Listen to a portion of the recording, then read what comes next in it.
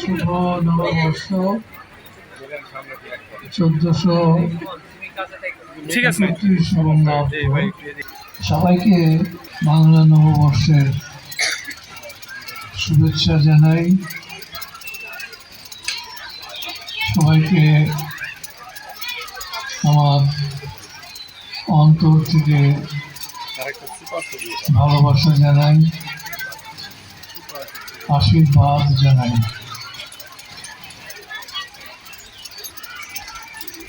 নববর্ষের এই দিনটি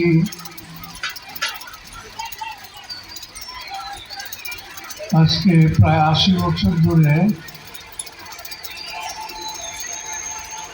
আমার বয়স এখন 79। তো ধরা যায় যে প্রথম কয়েক বছর বাদ দিলে যখন কোনো উৎসব আমরা পৃথকভাবে শনাক্ত করতে পারি না, খুব শিশুবেলায়, সেই 5 বছর বয়সের স্মৃতি আমাদের থাকে না, স্মরণ করতে পারি না। তবে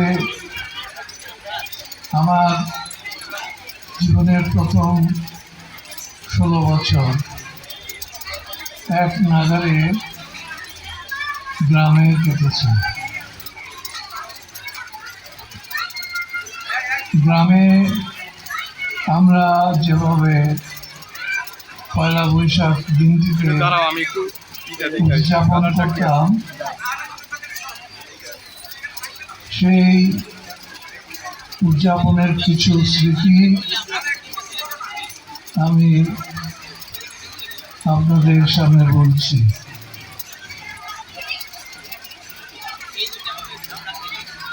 এই পয়লা বৈশাখ উদযাপনের সঙ্গে গরুর একটা বড় ভূমিকা ছিল। আমরা পয়লা বৈশাখে আমাদের গোয়ালের যে গরু ছিল চাষের, এবং যেগুলি দুগ্ধবতী গাভী, আমাদের কৃষি নির্ভর অর্থনীতি তখন এতটাই প্রবল ও মুখ্য চালিকা শক্তি ছিল যে গরুকে আমরা পূজনীয় বলে মনে করেছি। পয়লা বৈশাখ গেলে আমরা সেই আমাদের কৃষকরা তাদের গরুকে পুকুরের জলে স্নান করাতেন, এবং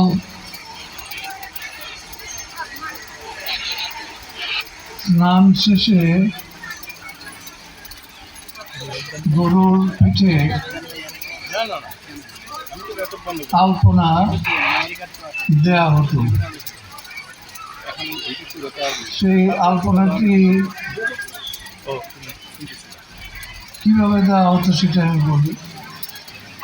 আজকাল কলকি জিনিসটি এখন আমাদের শহর জীবনে তো নেই, গ্রাম জীবন থেকেও প্রায় অপস্থিত হতে চলেছে। আমরা আলতা এবং চালের গুঁড়ো কিংবা ময়দা একটা পাত্রে, মাটির পাত্রে জল দিয়ে গুলে রং তৈরি করতাম। সেই রংটা অনেকটা দুধে আলতা রং যাকে বলে, অনেকটা ফুলের পাপড়ির মতো, গোলাপ ফুলের পাপড়ির মতো। সেই